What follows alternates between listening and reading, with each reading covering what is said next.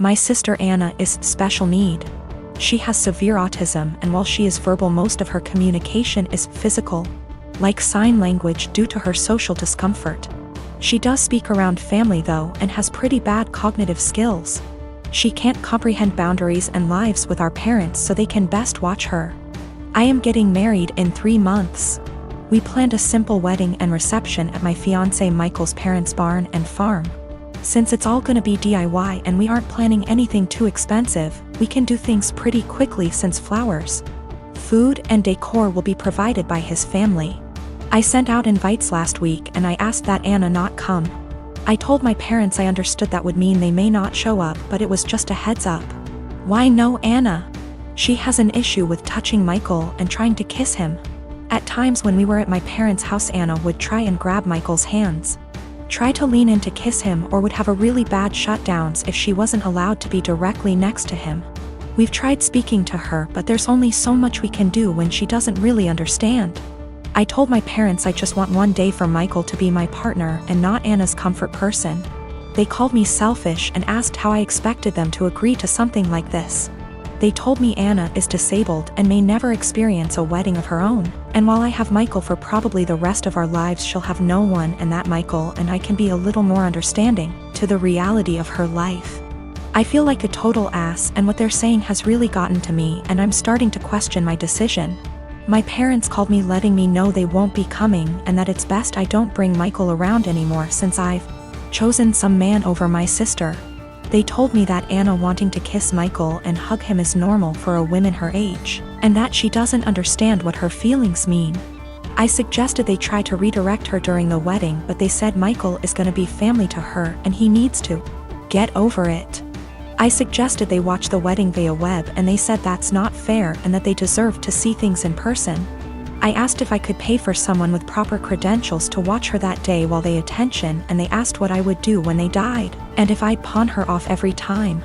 I dropped the unfortunate truth bomb that I don't want to put any more of my life aside for Anna anymore. I did it up until I turned 18. And that Anna is not my life's responsibility and I won't be her keeper.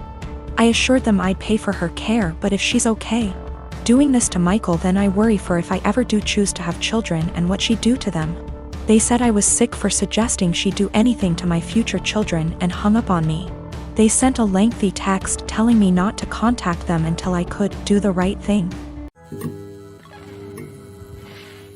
My mom and my mother-in-law threw me a surprise baby shower on Sunday and invited all of my family and most of my friends who are in my hometown.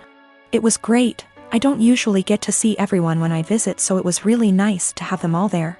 My sister is also pregnant. She is 34 weeks and I am 36 weeks. My mom and I have been planning her baby shower with her that will be 2 weeks from now. At the shower, everyone kept complimenting me on how tiny I am and how good I look, and I could see my sister was getting really jealous. It was really upsetting her, so I tried to change the topic, but after the first little bit she retreated to a table in the corner, with her friend looking incredibly angry. I tried to ignore it and we started playing shower games. Later, her friend asked if any of us knew where she was since she hadn't seen her in a while. Everyone was extremely worried because she wasn't answering her phone, and we thought she could have gone into labor or fallen or something terrible. The shower was in a party room at an arena, so it's a huge building, and everyone there, 70 of us, began searching the entire place up and down looking for her. Many people got into their cars to drive around the area and the different routes to the hospital to see if they saw her car. We also called her husband to see if he had heard from her, and he left work to help look. My other sister found her sulking inside a Timmy's. She refused to come back to the shower because she was upset that she wasn't getting any attention and everyone was fawning over me. It took a while for everyone who left to get back, and while we tried to carry on with the shower, the whole mood was soured and it was really awkward. I'm so upset with her now. I suspect once the baby comes I won't go down to my hometown as much, and I won't get to see many of those people as often as I did before. So that was my last chance to get together with everyone before the baby. It's not even the first time she's done something like this. At my wedding she complained to anyone who was willing to listen about how my husband is very touchy-feely with me. And now whenever he touches me in any way in front of her, she'll grumble and roll her eyes like she is upset that he is attracted to me or something. He dropped me off at the shower, and when we were talking to friends he was standing behind me holding my belly, and she said, "That's disgusting," and made a gagging noise. She also won't show up to something unless someone has called her to ask where she is and tell her we're waiting for her. It's a little game that she likes to play. I don't know what her problem is, but I'm so sick of it. She hasn't spoken to me since the incident and won't return my calls or texts, but I think she owes me an apology. If she can't apologize, I don't think I want to continue to plan and pay for her baby shower. Is that fair? My mom and my aunt think I just need to try to move past it because that's just how she is. My husband feels differently, and he thinks I should stop doing anything for her because she continuously disrespects us and our marriage. My sister is 30, I am 22. 10 years ago, my sister had a miscarriage. Obviously, it was devastating for her and the whole family, and it took her a couple of years to fully heal from it.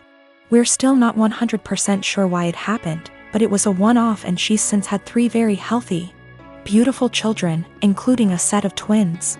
So here's the thing. My sister and I don't really get on. She resented me as a kid because she had to share mom's attention and because she thought mom left her dad to be with mine. Never really grew out of that resentment, and she was pretty much my biggest bully throughout childhood and my teenage years.